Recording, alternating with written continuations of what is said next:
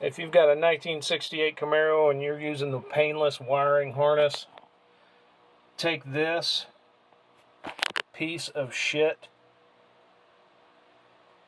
connector for your IDIDIT column there, cut off all the ends of the wires,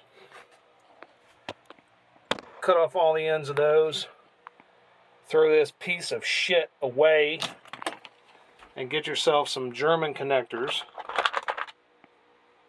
and put them together, and we'll simply click into place. This is an awesome kit. That is fucking headache garbage. Get rid of it.